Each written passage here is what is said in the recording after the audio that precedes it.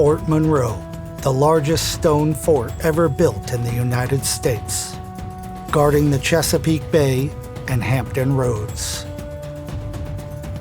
During the Civil War, it was a place where runaway slaves were freed, a prison to Confederate President Jefferson Davis, and an artillery school for the U.S. military.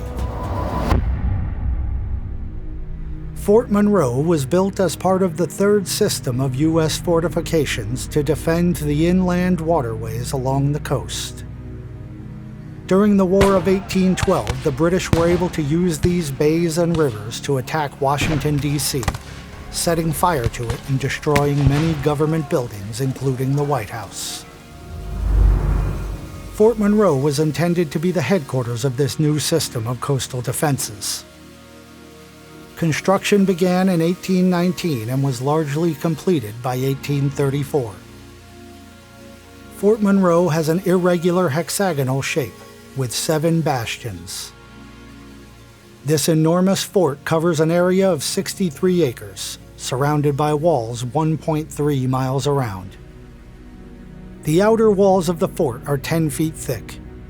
Within the walls are casemates which have been used as cannon placements, living quarters, and a prison.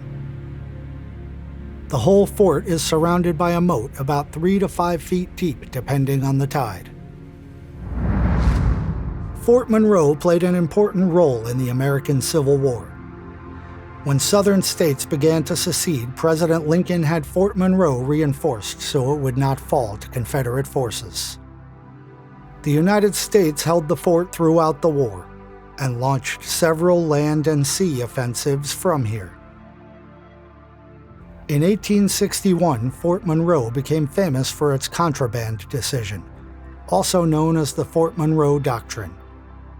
Major General Benjamin Butler refused to return escaped slaves to slave owners who supported the Confederacy, claiming them as contraband of war. Butler's decision gave Fort Monroe the nickname Freedom's Fortress and resulted in a federal policy in August of 1861. By the end of the year, freed slaves at Fort Monroe received rations and a monthly wage for their labor. In 1865, Confederate President Jefferson Davis was imprisoned at Fort Monroe. He was released on bail in 1867. Following the Civil War, Fort Monroe became an important center of artillery training. During the early 20th century, the fort's defenses were upgraded to include several more modern batteries.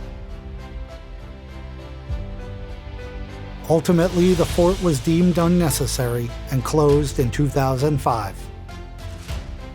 Now, Fort Monroe is a national monument, housing a museum and many private residents within its historic walls.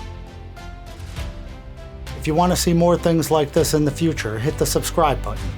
If you'd like to support what I'm doing, head over to my website where you can purchase my newest documentary,